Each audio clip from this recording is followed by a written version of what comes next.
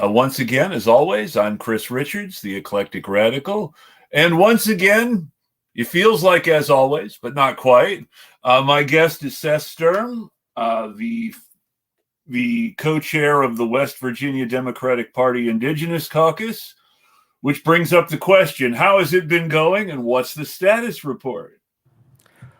Well, it's been going. It's been progressing. We've actually had some progress here recently. Last week, 2 weeks ago now, I had my second appeal with the West Virginia Democratic Party for the issue of the Democratic Indigenous Caucus. This process was completely unprecedented. I asked the party for precedents from years past, and they had none. So this second appeals process we went through, which was what the DNC said that we needed to do in order to advance our challenge to the DNC level, we had to exhaust all internal avenues within the party. So we've made progress. So we lost that appeal clearly. It was a terrible, it was horrible. I mean, they didn't even address the core issues that I was raising about discrimination, the reason that the Indigenous Caucus disbanded in the first place in protest of the systemic abuses we were on the receiving end of. And instead, they focused on just bashing me, and almost everything that was said is some form of a lie or a misrepresentation. You had the state party chair saying his first interaction with me was in 2018 about an article I shared that was negative about some Democrats that were running. When he came on my podcast in 2017, it's just full of misinformation, painting me in the worst possible light when I've been trying and actively working within the party for years. And it's just, I don't always agree and align with what party leadership wants. And I push for what I believe is the right thing. And I have missteps. There are things that I wish I had done differently in the past for sure. But, we're here now. There's no perfect victim of these abuses. And so when you focus on somebody's reaction to what they're experiencing whenever these things are happening, you're really doing a disservice to everybody involved. We have 15 Democrats, 13 of whom are Black or Indigenous, signed off on this challenge that we filed with the DNC last week. We're still waiting to hear from the DNC about whether or not they're going to hear it. Given what happened in Alabama and given the precedents set there and the way that they told me to go through all of these internal channels before turning this in, I'm assuming that we're going to have some sort of hearing, but it's definitely good to keep pressure up. And so I even used a certified email service and have a record of the DNC downloading my challenge within the time period. There's all these weird regulations that if you don't follow, then you just throw your challenge out. And then there's still these broad discretionary powers given to the chairs where even if they just don't want to hear it, they don't have to hear it. So we need a little bit of public pressure, making sure that people understand that this is out there, that we are fighting for basically the future of the Democratic Party. And again, I know a lot of people don't like the Democratic Party. You have your reasons. That's fair. They're very fair. You're seeing performative allyship here, the way they're targeting Black and Indigenous and trans individuals in West Virginia. Really dangerous things that they're doing to our reputations, to our livelihood. It's not just for political points. It's beyond that. And so, it's whether or not you like the Democratic Party. I think we can all agree that holding these institutions accountable for what they claim to be representing or what rules that they have, I think that that's important. We don't like always what everyone knows. People don't like what the Democratic Party does, but at the same time, they do have these rules. And so that's what we're doing here. One interesting thing, I don't know if anybody else will find this interesting, but the MOUs that formed a lot of these diversity initiatives, like in Alabama and West Virginia, were formed from the Rules and Bylaws Committee. In 2019, when this all started, the Rules and Bylaws Committee, I don't know if their latest draft of their rules was written in 2019 that I could find anyway. And in this draft, it says that challenges to state parties' affirmative action plans and affirmative action initiatives are the only challenges before them where the burden of proof lies on the challenged, the person who is accused. So if they follow their own rules, this challenge to the affirmative action plan from this group that I'm representing of impacted Democrats should be taken at face value by the Democratic Party's rules. It should be on the party to prove that their actions have not been discriminatory, or abusive in any way. So we'll see what happens. The ball's in their court. Hopefully people will take notice. I know that the Democrats in charge, at least some of them watch whenever I come on here. You were featured in that hearing. They played a clip from this podcast. Wasn't my best clip. I didn't sound the greatest. And I think that's why they chose it. I did a little bit of stuttering, and when Joe Biden does it, it's okay. But when Seth Sturm does it, they mock and ridicule. So, but does Joe Biden really stutter? I mean, let's be honest. There's a difference between stuttering and saying things that aren't true. There's a difference between stuttering and saying the wrong thing. Though generally speaking, Joe Biden's traditional problem is the problem of what the media used to call a gaffe. And of course, the media used to always say as well that a gaffe is when a politician forgets to lie and accidentally tells you the truth. Yeah, no, you're right about that. I agree with that. And like, you can see this from it's a top-down problem in the Democrats, honestly. It's not like this issue's not been before the top leaders within the DNC. I mean, we know that at least Vice Chair Ken Martin, who's on the Rules and Bylaws Committee that should be hearing this challenge, had offered mediation last summer that they then pulled until we did more internal work. So I remember that. We talked about that when it happened. Right. So I'm not sure. And again, we're not withholding the possibility of future legal action should things not go our way. I mean, this is, no matter how you cut it, we're talking about institutional corruption. They're not following their own rules, if nothing else. But then the way that they've targeted minorities and marginalized people. And I think even this is something that I don't want to say Republicans are right about, but I want to make this clear. One of the ways Republicans are able to attack Democrats for their wokeness is because they actually do see the performative nature of some of these. Well, when what do you say? What can you say about it? And what I mean, the whole thing. When Republicans attack Democrats for being performative in standing up for the targets of Republican bigotry, they're not lying. But their thing is that they think that the Democrats should stop standing up for people instead of stop pretending and stand up for people for real, which is not the right response. But of course, Democrats can always do things like jump onto a Republican bill to persecute trans people and then claim their votes were sarcastic after the fact. Or here in West Virginia, when the Democrats... Well, that happened there in West Virginia. They all tried a bunch of them were trying to claim after the fact their votes were sarcastic. Well, no, that's the thing that they do here. You're right, because I was going to bring up the other issue that was just very recent, was whenever they issued a resolution in support of Texas's war on the border. This is a pattern that they do. And then they talk out of both sides of their mouth. You have Democratic politicians here who voted for that bill coming on Twitter saying, we support Texas, and the Democratic Party leadership trying to say, we supported it because we didn't want to be attacked for being weak on the border. You can't have it both ways. You can't pander to those people and then also say that you're not doing that or that you stand in opposition to it. Saying you support Texas, which means supporting Greg Abbott, because let's face it, the people of Texas aren't on the border in arms. It's Greg Abbott and his National Guard and the usual racists who help the Border Patrol on the border.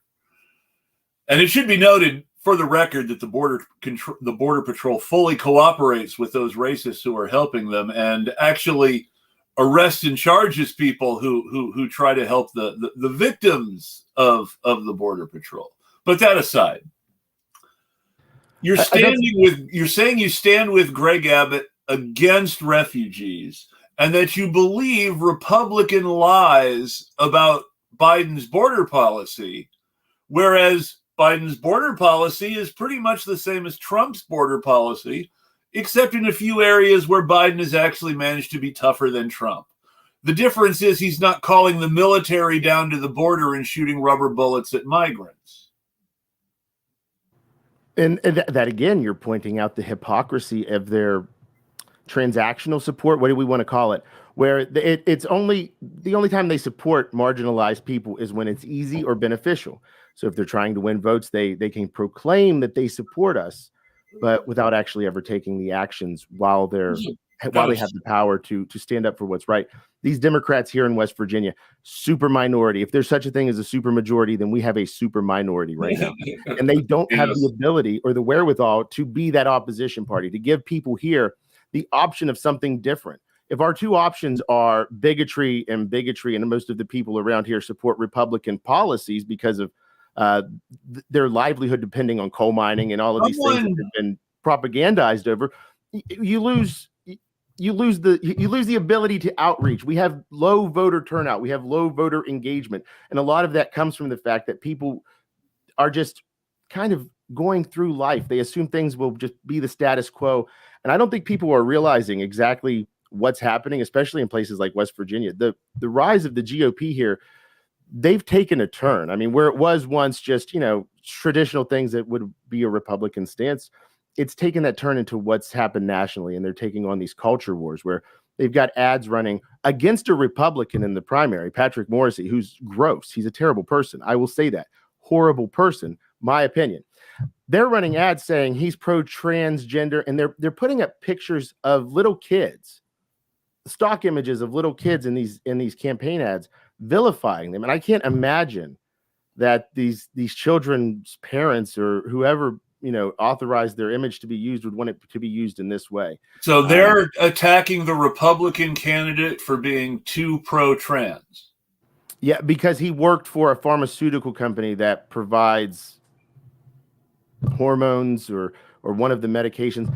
I'm not even sure which company it was, because the only thing I could take away from that is it's amazingly disturbing. They even take this is stupid. They take a shot. Literally, they call him small in stature and they shrink him down behind a podium to make him look small with a big appetite, and then they put him sitting down at a chair, and they've photoshopped a giant table filled with plates of pasta, like he's the only person there eating all of this pasta. So it's like all of this weird psychological and I don't even know what you would call it, type of imagery to be used against their own. So what are they doing? So what are we fighting? Are we embracing it here? Are the Democrats really willing to give all of that up when this is the level that they're at? Obviously, the Democrats think, we can hurt him with his own voters by saying he's pro-trans. Well, his voters aren't going to believe he's pro-trans. His voters are his voters, not your voters. Well, and I don't know that the Democrats are behind this. It's a super PAC that I do need to look into. I'm sure it's Republican. What's the name of the super PAC? I believe it's West Virginia Forward. Don't quote me on that, but I believe that's it. I'd have to see the advertisement again. But this is it's an insane ad. I mean, honestly, it's a fever dream when you see it on the television. All of the images that are used are stock images, and they've taken them and clipped them out and put pieces together. It's like a collage, but it's almost presented as I don't know. It's low effort, in my opinion. I don't think it's If it is West Virginia Forward, that would be a little weird. West Virginia Forward appears to be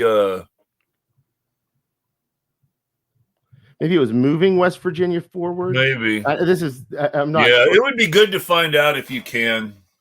I would love to know who was involved with that PAC, I would hope. Okay, now this is interesting. So I'm going to check it out. Nobody listened to this part, but if it is Moving West Virginia, that's Moving Virginia. Yeah, I need to find out. West Virginia, David McCormick. Here it is. Wait, no, that can't be it. It says we focus on business issues. Okay, yeah, don't quote me. I'm not going to quote PAC. I don't know.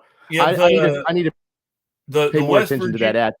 West Virginia Forward seems to be some sort of creepy Chamber of Commerce project in which the State Department of Commerce is cooperating with Marshall University and WVU in order to save the West Virginia economy or some such. Okay, yeah, like I'm saying, which strikes me as the sort of as scary in itself, of course, because we don't need the state commerce department and two colleges forming some sort of weird neoliberal group with Chamber of Commerce types in order to modernize West Virginia's economy out of this transition. No, but this is a great point here. So I'm quoting the ad. I'm talking about the ad. Yeah. So put the disclaimer on the ad. I still didn't catch the name of it. I should definitely pay attention. I'll get that name out there because these types of groups are coming in. Oh, yeah. And they're funded from outside. These aren't West Virginian people funding this. So they're coming in and they're taking advantage of these social issues and what they think people are outraged over, and they're fomenting it. So if you keep pestering people and you normalize the harassment of trans kids, yes, and vilification of all of these different groups, well, you're going to create an even bigger problem. So right now, people need to take notice of what's happening in these red states, because I actually think that a lot of what's happening comes from the elitism from even Democrats, Republicans, everybody who's outside of the red states taking advantage. It's not just what we think of as red states, though. Because remember, it wasn't that terribly long ago, 20, 30 years, sure, but still, well, no more than that now, more like 40 years. But still, it wasn't that long ago that West Virginia was like the most reliably blue state in the country, 40, 50 years ago. We had major majorities. I mean, I wouldn't call it a super majority in 2014 going in, but definitely in 2006, I think we had one. But by 2014, we lost both state houses. And what's happened since then? Joe Manchin has destroyed the Democratic Party of West Virginia.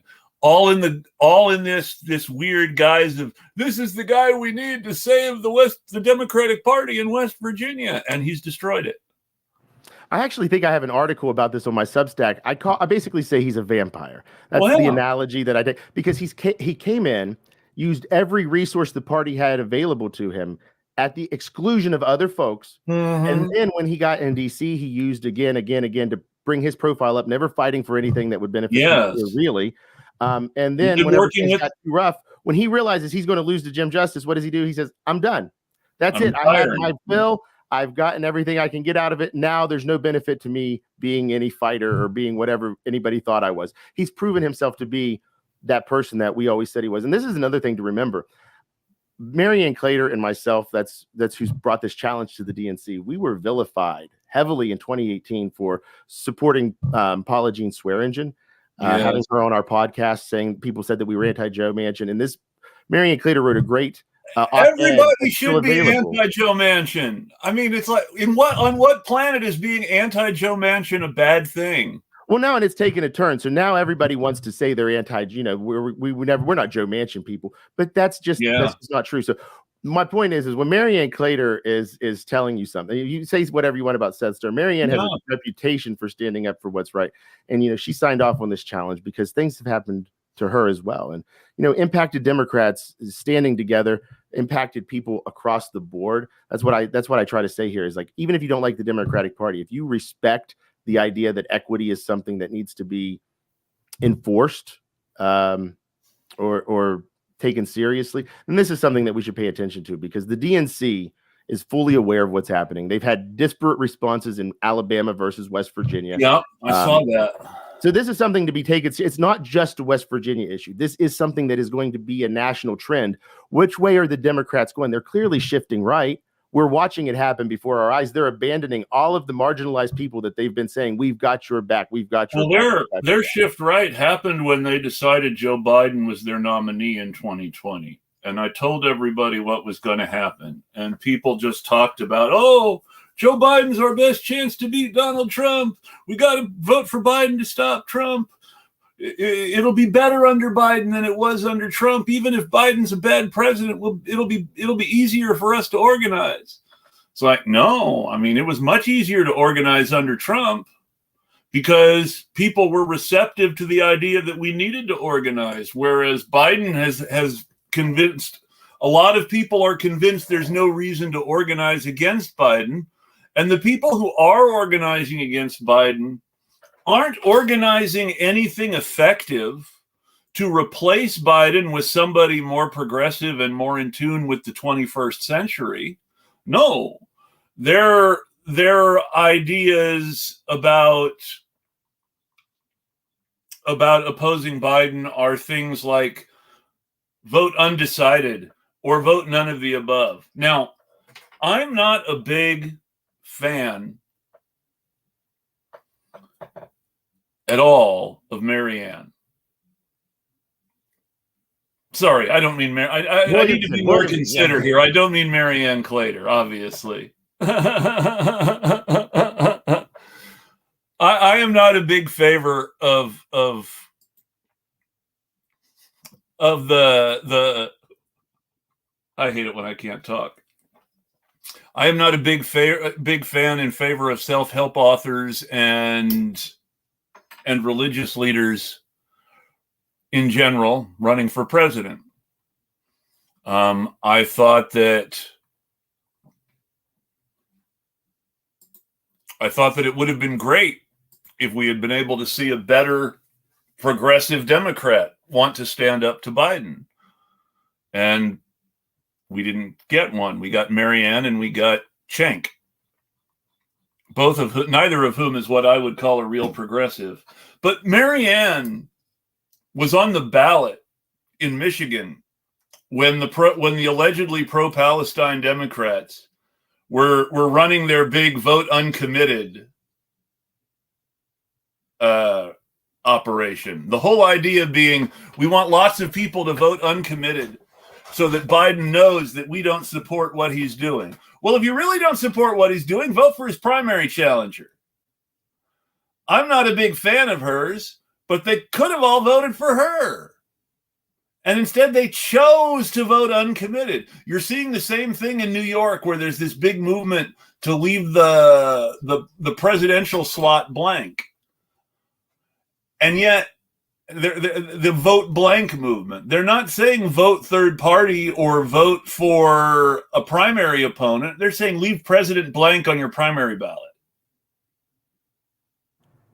To me, that just is reflective of the broader failure of people, just in general, to strategize and organize effectively. I think a lot of people have lost their way in terms of understanding the message that we're giving out. There's an attorney here who used to be the former Speaker of the House, and he's started this new ad campaign, which, by the way, I love it. He's acting like a comedian in front of the audience, and he's a accident attorney, advertised on TV type. But anyway, one of his things that he says is the punchline is call my company, basically. And the punchline shouldn't be your company. I mean, just in generally speaking, when you're making this up, I don't understand how, those little words matter a lot of times when you don't even really think about what you're saying. The punchline being something that's funny. Well, is your company funny? I don't know. That's, to me, it's that idea whenever we're organizing. I try to, whenever we're speaking about these issues, I've had to really refine my approach over the years. And a lot of this is involved studying communications. Whenever I first got into this caucus, I was more of I started politics with Marianne Clater. I was a blue collar guy. I've not studied anything that would make me well versed in all of this. So this has been trial by fire. So whenever I came into this, my background was podcasting advocacy to the public. I had a podcast called As the World Burns during Bernie Sanders' campaign. We had an average of 10,000 listeners a week when we shut shop. So a lot of the things that I did, I would try to speak to that audience. It came across poorly in some of these instances, and I've had to learn how to refine my approach when bringing this message forward about these very real issues, because sometimes you don't take into account the impact, the breadth of the nature of the system that you're up against, I think. So, I come into this thing in the West Virginia party for these caucuses, think I'll advocate a little bit for Indigenous issues, be able to shine a light on it to my people, small time thinking. And then I happen to stumble upon this thing that's really targeting marginalized people across the country. I mean, I've talked to people in Oklahoma, Alabama, Texas, who are experiencing this same influx of targeted attacks against mostly marginalized people who are vulnerable. That's how they get these. I want to make this, hold on one second. I want to make this perfectly clear. So I think the strategy a lot of the times is to come in and target marginalized people because they're easy to take out of these committees and then replace with somebody that you support. And I think that that's what makes this systemic, is that it is targeted. It's not just West Virginia. It's not just indigenous people. It's all over. Also, but it's also not just red states. I think that nationally people have an idea that Washington, for instance, is a really, really blue state. They do have a Democratic governor. I believe they do have a Democratic majority or plurality in the state Senate, but they actually have a Republican House. You get out of the major metropolitan areas, and Washington and Oregon both become much redder states. Well, I think that's I mean, honestly, isn't that the case in most urban areas? I mean, you have what, 50 plus, a little bit more than 50% of the country lives in urban areas now. Yeah. So I mean, you do see that split. That's largely what it is. And like, so when I separate the two, I don't mean to discourage I people know. from focusing on rural areas across the country. I just mean that I think a lot of times that strictly red states are really written off as being just backwoods. Forget them. They're pointless. There's a lot of marginalized people here. There's a lot of people here who disagree with the politics and are stuck. And honestly, saying people should move is just not viable a lot of the times. It's just not real. That's what my focus is on. I don't mean to disparage. So. No, the reason I bring up Washington, though, is because the Republican State Assembly passed a bill that would allow teachers, and this is the worst part, it's voluntary, so they can tell themselves, well, it's not really that bad. Teachers are good people. Whereas teachers in red districts or nasty Republicans, even in blue districts, may not see it the same way. But the Washington Democrats in the Assembly jumped on board with the Republicans in order to pass a law that allows teachers in public school districts to out gay or trans students to their parents. The Democrats jumped aboard this and it passed through the state assembly. I don't know if they jumped on board in the state senate or not, but what I was reading about it made it look like there was a real risk that it was actually going to go all the way. Democrats in Washington voting to let teachers out queer kids to parents who will then abuse them for being queer. Because let's face it, kids don't tell their parents this stuff for a reason. And it's not because they're worried they're doing something bad. It's because they know their parents. Yeah, you're absolutely right. And I think what you're seeing this across the board, especially with LGBTQ issues, is you're seeing that as you get these wins, targeting the bomb threats against Target, and they pulled the LGBTQ display. Best Buy is pulling donations to LGBTQ organizations. You see this, the more they get away with it, the more people will start defecting and going against this. You're increasing the protests. They're enabling and ultimately increasing the attacks that are going to come against LGBTQ community. They're basically encouraging the attacks by pandering to right wingers, which basically shows that they don't really have anybody's back, and there's no real consequences for whatever they do. Well, and not to bring everything back to my issue, but I do really think that we're witnessing a lot of, you could take and do a case study on what's happened in West Virginia and the response to it, to us standing up for ourselves. It is everything that you could, paternalism, civility politics, and the weaponization of procedural rules. One thing, I will say this, one thing that came up at the hearing is there was somebody who said that Seth Sturm has an utter disdain for procedural rules. And I will tell you, that is the one true criticism they leveled against me. I hate him. To me, they've always been a system. They've always been a way for people to uphold the oppressive systems. Well, any set of procedural rules has been instituted by the people in charge of the institution, which means procedural rules are about maintaining the status quo. Right. That's why whenever I have this hearing and I'm trying to bring up that we disbanded because we did it in protest to the racism, discrimination, disenfranchisement that we suffered, the harassment. And the only answer is it was basically it was a self-executing motion. There's nothing that can be done about it. We'll get to it when we get to it. And by the way, the arguments being made against the Indigenous Caucus, I want to point out some logic issues here while while I can. They say several things that are just don't make any sense whatsoever. So they claim in the motion to dismiss that they made against me back in July that Indigenous people don't make up a significant population in West Virginia and don't really necessarily qualify for needing representation. Now, we have a women's caucus and we have a senior caucus. Yeah. Both groups are, the women have full representation, equal representation mandated by law, and have several groups where they organize already.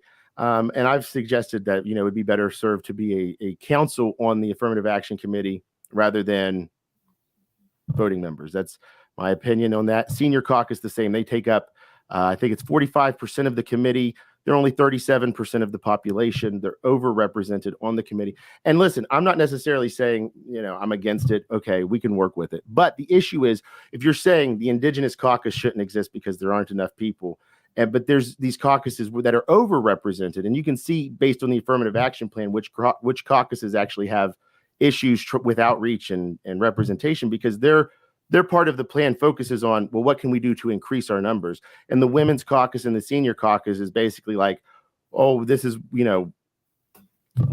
will put workshops on. And it's like all of these things that would be more, it's like leadership in the committee. I mean, they've got more in there than other marginalized people do, because they don't have to do as much work. They have achieved that goal of full representation is the issue. And so when we bring up the fact that we're not being represented on committees, our voices aren't being heard, we're not being represented, it's just dismissed and it's not taken seriously. What percentage of the seniors and women's caucuses are non-white? I will say there are a few, but leadership is 0%. That's so, and that's why I wanted to ask that, because while women have real issues that need to be addressed, and obviously seniors also have real issues that need to be addressed, especially in this era of COVID where people want to sacrifice seniors, all too often white control of general groups can be a check on a Black caucus or a Latino caucus or a disability caucus that would be smaller, but more progressive and more aggressive about policy. There's a couple of great points to what you just said. First of all, the Indigenous caucus was one of the largest caucuses by number in terms of active members when we disbanded. Per capita, definitely the largest, because as the party points out, we don't have a big percentage of the actual population. So that's important to remember. We were very active. We were very forward thinking. We were trying to participate and to broaden the electorate and to do what we were supposed to do while advocating for Indigenous issues. The whole idea was to actually engage in good faith. Yeah. But when the Indigenous caucus was formed, this is very important for people to understand. When the Affirmative Action Committee formed in June 2021, only one racial diversity caucus had been formed. 3 out of 4 hadn't been formed yet. So keep in mind, there's only 4 racial diversity caucuses, 9 diversity caucuses altogether. So automatically, there's not going to be a chance for a majority-led for racial minorities, first of all. But then when they formed leadership and subcommittees, the racial minority caucuses were not formed yet. We did not have an option to vie for leadership positions, to chair subcommittees, to even participate. Clever. So when I came on, I was never given the opportunity to be integrated within the full committee. They were having clandestine meetings behind closed doors that I was never invited to, that I would get reports on about votes that were taken. They targeted us. I mean, we're talking about true abuse of power and abuse of the institutions that were made. It sounds like, so you're telling me that the racial diversity caucuses were added to the Democratic Party of West Virginia after they had already chosen their leadership, basically. Yeah, so when they formed the Affirmative Action Committee, they had formed 6 of the 9 diversity caucuses, and the Black Caucus being the only racial diversity caucus. And so you have to remember, they had tasked the party and Selena Vickers, the then secretary, now chair of the Affirmative Action Committee, with getting these organized and getting them together. There was just never a priority placed on the racial diversity caucuses. And I'll tell you, this is Seth Sturm's allegation, Seth Sturm's opinion. I don't know what you have to say to mitigate risk, But it seems that Selena Vickers was handpicking every caucus chair, and that she couldn't find people for those racial diversity caucuses. It does not seem that there was no interest. It seems that she didn't have people lined up. And I can speak to this because she had contacted everybody who signed up for the Indigenous caucus meeting, except for me and the other co-chair who were running, and who she had been asked to contact to integrate into the thing because they knew that we were running. Because this had been something that had been done. They had several people before their caucuses were formed participating in the conversation. So it's just really weird. It was treated as though it was a personal project or a personal something that was owned by Selena Vickers. Well, that's how these projects seem to work, is a person is put in charge of something and it's theirs and they use it to build up their patronage network. Well, now, and you see this happening now where she's taken over the Rules and Bylaws Committee with it. Actually, I give her credit all the time because she's fantastic at convincing people to do what she wants. If I could do that, I mean, I would be very happy, but she's very good at it. She's very convincing. But when you take a look at the actions, they don't match up. She runs a PAC called a New Day PAC. I think we've talked about this before, that specifically targets members of the committee that she serves on, the West Virginia State Democratic Executive Committee. She spends, for the past 2 years, she's put $5,000 of her own money and $5,000, and her husband's put $5,000 of his money into this PAC. And most of their expenditures are these meetings that happen before big votes for the executive committee, like leadership positions or seats that need filled. It's really, really concerning that nobody finds this to be a conflict of interest, ethical violation. It's known. People from the executive committee get these invitations to these meetings beforehand where they're strategizing. And you see this happen last year in September. They had this big meeting before the elections for officers of the executive committee where they had limited virtual participation. And then a whole crew of people came in with multiple proxies, some of them holding up four proxies. I'm going to phrase this carefully because I don't want to say the wrong thing either. But it sounds like you are alleging some sort of inappropriate association between Selena Vickers' PAC and members of the leadership of the West Virginia Democratic Party. I've said that outright in a couple of articles. And let me point to this. This is very important. Just little things that can point to evidence that support this claim. At the hearing last week, the second appeals hearing, I said what I said. The state party chair took a moment from bashing me to praise Selena Vickers as basically a savior within the party. Without her, we would still be in the dark ages of opaque leadership. And so the cult of personality has begun. Okay. But this is important. The very first email Mike Pushkin sent as chair of the party, after having been recruited by Selena Vickers and working with Selena Vickers and another fella named Shane Asadzandi to recruit 60 members. They recruited 60 members of the executive committee. His first email, the subject line was "A New Day." The name of Selena Vickers' PAC. It's so in your face. It's in your face corruption.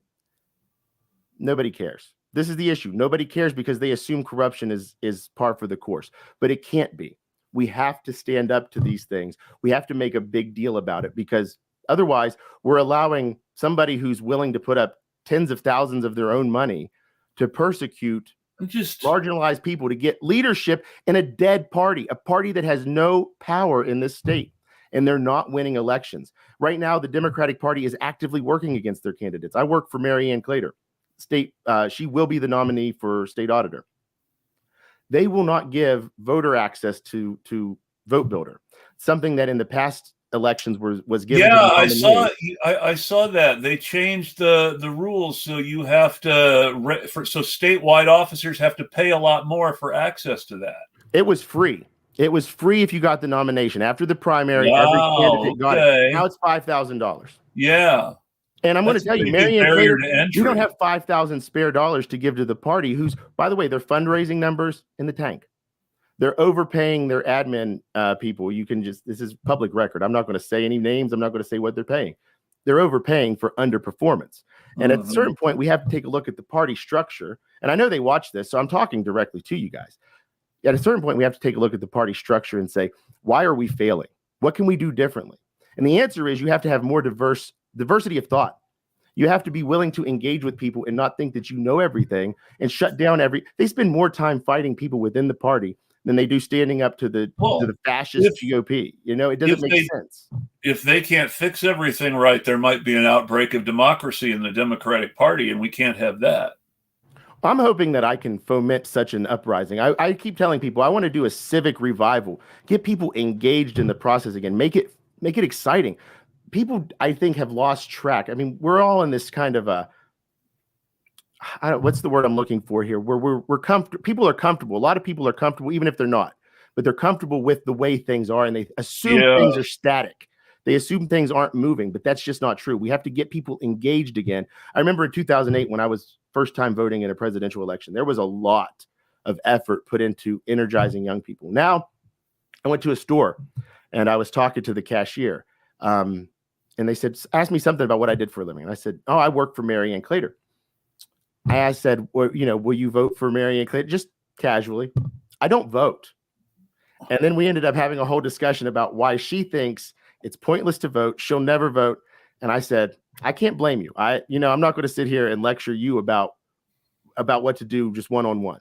Your points are valid. And so to address those points, it's going to take engagement from multiple stakeholders who have positions to do it. So it's not, the onus isn't on the individual voter. It's about other people coming together to do that civic engagement and that civic revival to get people engaged. You can't do it on rhetoric. That's stupid, in my opinion. And that's what the Democrats' main problem is that they think they can say things and then never back it up. But people are growing conscious of this, and we're leeching support because of that.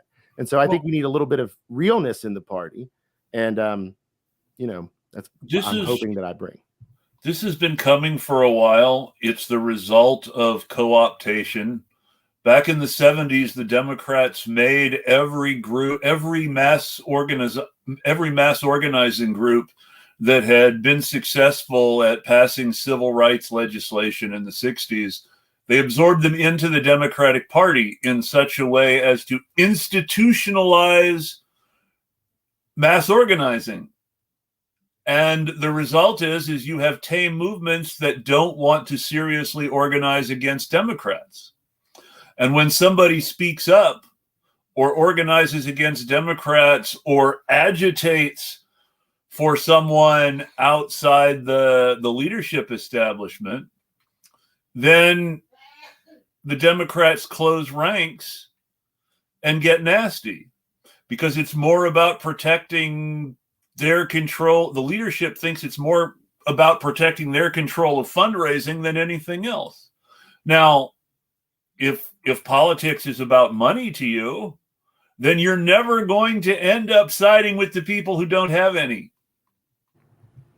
So that's basically, go back to the vote builder thing. If you don't have $5,000 extra in your coffers, the Democrats. Exactly.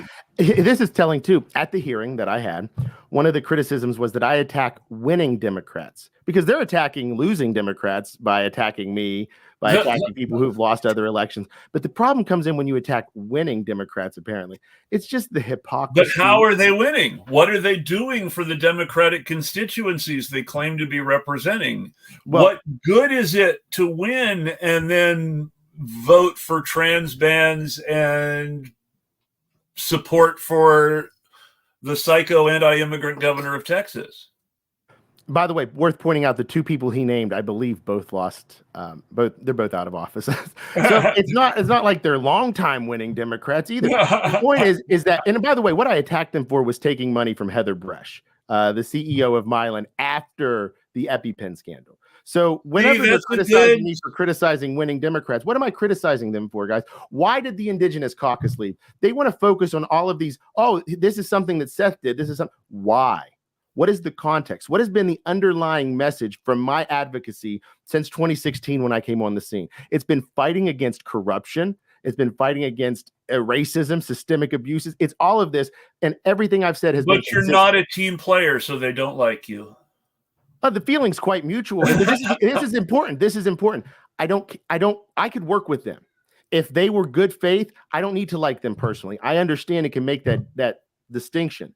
And so, yeah, sometimes we're people. Sometimes words have the best of us.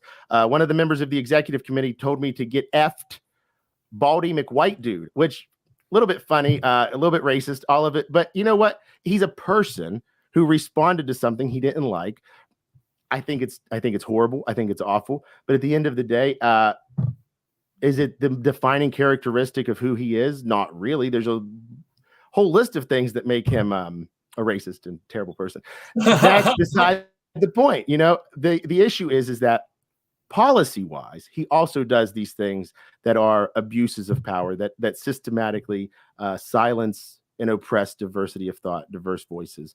And that's what we have to fight against. So again, it's not personal. There's petty stuff that happens all the time. I mean, I try my best to come above it. I fail. I think everyone does from time to time.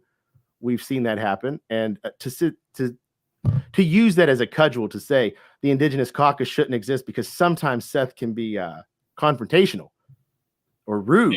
I've been rude. I'll admit it. You know, it's happened. It's happened. But moving forward, that's not it. That's not the issue. The issue is the policy and what we do as a party, not the interpersonal stuff that happens behind the scenes that they want to highlight. And I think that's what's important, is because it's selective. The outrage is selective as well. It doesn't make any sense for it to be such an offense that it's disqualifying for this entire caucus for me to do a Photoshop for a podcaster. But it's not disqualifying to say that Marianne Claytor is a bad person and compare her to Don Blankenship, who literally has the blood of coal miners on his hands. This is insanity. And he's a Democrat now. Not like in a thing. It's just it doesn't make sense logically. None of this is actually real. Did you hear that Don Blankenship is a Democrat now? Well, that's why he said it. He said, "I'll never vote for these two Democrats because they're both bad people." Yeah. That was the whole point, was to equate Marianne Claytor to Don Blankenship, which just, I mean, that doesn't make sense. How do you compare somebody who's advocating for progressive policies in Black people in West Virginia to Don Blankenship? That doesn't make sense. Well, it's because it has been an ongoing smear campaign since 2021. This is the point. And you can't separate these facts. There's a candidate for Senate here who I won't name because of obvious reasons, but their campaign is working with some of these people named in this challenge. When I called them out for it, the person said, "Seth, this is what you always do. You call everybody a racist. You're always saying." I'm calling out what's happened personally in my experience within the party that's still ongoing. These issues have not been resolved. So to just dismiss them because you've been hearing it since 2021, you've been hearing it since 2021 because it's been going on since I came into the party as an official with the Indigenous Caucus.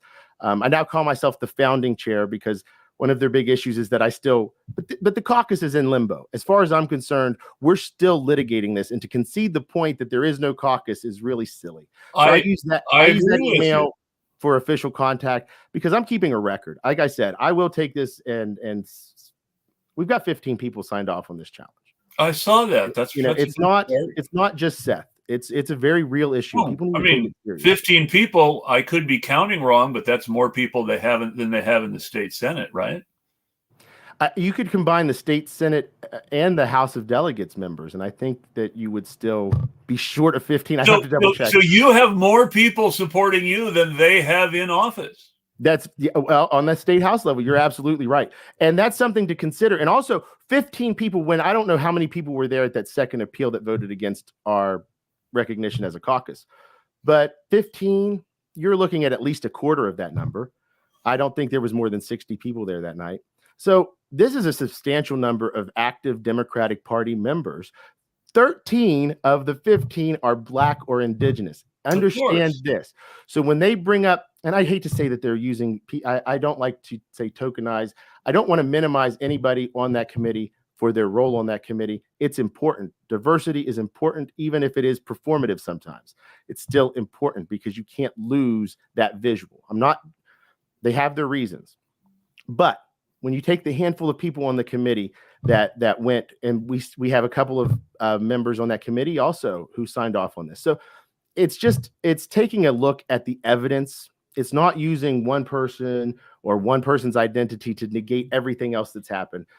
It's a nuanced discussion. It's very intricate. It's boring in a lot of ways, but the implications I don't think can be understated. I think that it's far-reaching in terms of the trends that we're going to see nationally with the Democratic Party over the next few years. I wouldn't be surprised to see a full realignment to the Democratic Party becoming the moderate Republican Party, which really is going to open up an avenue for third party on the left. The last time the Democratic Party became the moderate Republican Party was when Obama was president, and the Democratic Party still hasn't recovered all the state houses they lost because of it. Yeah, no, I think we're doomed. I really do. I think that we've conceded far too much to the right.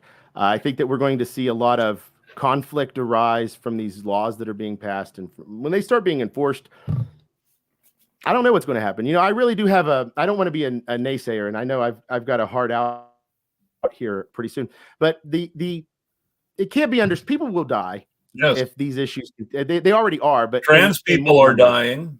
Yeah, it's true. And refugees are dying. It's not okay. I mean, we have to stand up. People are dying. Right.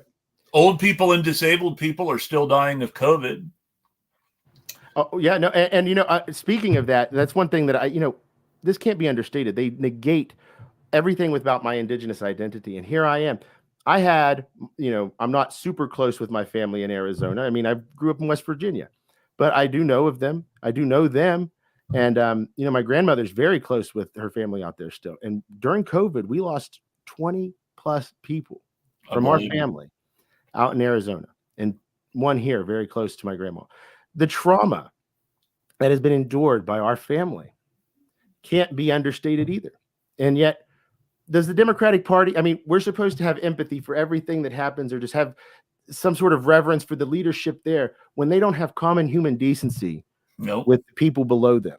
And we've got to get to the point where we stand up for one another, and we stand up for what's right. And we don't allow these people to be bullies, to use these institutions that should be there for us against us. For the Democratic Party to make demonstrably false accusations against me, statements against me, with the intent to malign my character, I think we're diving into the realm of legitimate legal offense, let's say. Well, I'm inclined to agree, and I know we're getting up on your hard stop time, so I just want to say, where can people find your thoughts and learn more about this? Substack, however you get to Substack. I'm at Take a Stand on Substack. You can find me on Twitter at the Seth Sturm. There's another fella who has my name, and those are probably going to be your best two options to find me. And hey, go to auditthestate.com. Marianne Clater is on this challenge, the only statewide candidate to stand up for BIPOC individuals, because she's the Black Caucus chair. She knows what's happening. She stands by for true what the Democratic Party should be. That's Marianne Clater. I'm not somebody who says that lightly. So check her out, auditthestate.com. See if she's somebody that you can support, or somebody that you can at least like.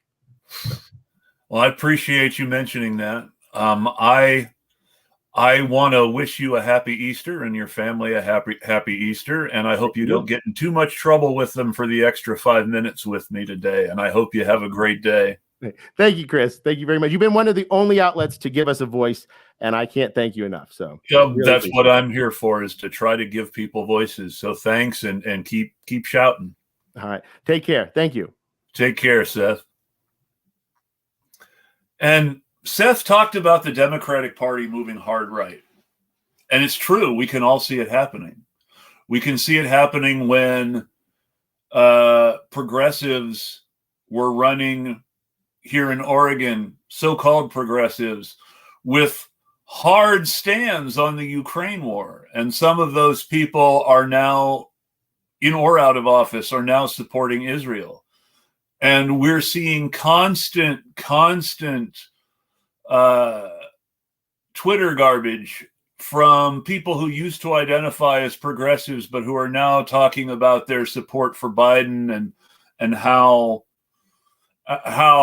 scared they are of socialists and progressives and anything to the left of them, and trying to make a sort of moderate Republican position that Elizabeth Warren could make sound good, into the be-all and end-all of progressive reform when we're past the time for reform and we need serious revolutionary action, even just to make reform possible. And I think that's really what I want to leave everyone with today is Seth's experience in West Virginia trying to do good through the Democratic Party is a constant struggle at tremendously high cost to him. People in West Virginia have been saying horrible things about Paula Jean Swearengin, who Seth mentioned, because she had the nerve to run against Joe Manchin in 2018. And when she won the primary in 2020, Manchin essentially supported Shelley Moore Capito for Senate to get back at her and to protect his own power. And when you look at Joe Manchin's behavior while Joe Biden has been president, and the fact that he's resigning rather than defending his seat against Jim Justice, who he knows is going to beat him, and the fact that the Democratic Party's national establishment has supported Joe Manchin as, well, we need Joe Manchin to have a chance in West Virginia, and now Joe Manchin has completely cost them West Virginia. I don't know what else to say except that this is not a party that we can trust or support. I want to go on the record and just say, based on COVID and opposition to fascism, I would have to say that the only real presidential campaign I can support right now is the Socialist Equality Party. And, you know, they're only going to be on the ballot in Colorado. So when you think about that, when you really think about that, you have to get to the point, I think, where you understand something more is necessary than what liberal Democrats have been doing. Something more has been necessary than what DSA has been doing. Something more is necessary than what we've all been doing. I'm not saying that we aren't doing our best or we aren't trying hard, but we need to find something that works better than what we have been doing. And to paraphrase the Wachowskis, people shouldn't be afraid of their governments. Governments should be afraid of their people. And our government is not afraid of us in any way. Republicans believe that they don't need to worry about the people. They can just take over and do as they please. And Democrats are kowtowing them on every issue in a way that's going to make it happen. And I don't like it. I would love to see social democracy in this country, but our social democrats are prisoners of the same powers that control the Democratic Party. And they seem to be unwilling to consistently buck it. I do want to give DSA credit for some things. The threat to punish Jamal Bowman a couple of years ago has turned in, and Jamal Bowman's actual visit to Israel and Palestine appears to have convinced him that Israel is an apartheid state and he shouldn't support it so much. And that's great.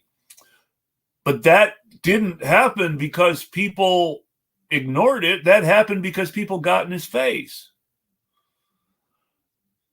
And with that in mind, I think that progressives need to have more confrontational politics and not less, and need to focus less on national elections and more on local, state elections and organizing to do real direct action in a way that affects the economic bottom line of the donor class, because it is the donor class that is driving the bus, people. The Democrats and the Republicans take money from the same people. The Democrat consultants that are hired might as well be Republicans. And with all this in mind, we don't have anyone in the actual political institutions that exist speaking for us, which means we have to speak for ourselves and we have to be loud about it. and we have to support people like Seth within the Democratic Party, and we have to organize pressure groups outside the Democratic Party that will not submit to institutional power. Everybody seems to want to play the institutional game, and this is why the status quo is winning, because the institutions co-opt resistance to the status quo. Think about that this week. Think about what Seth is going through in West Virginia. Think about the ways the Democratic Party that promised to protect you in 2020 is letting you down. And start looking at what you can do to build a real alternative where you live and how you can do it. We're getting to the point where we are going to have to defend our right to exist as working people, retired people, disabled people, and racialized people by any means necessary, and our organizing needs to reflect that. Thank you very much. Have a great week, and I will tweet at you. Take care, everyone.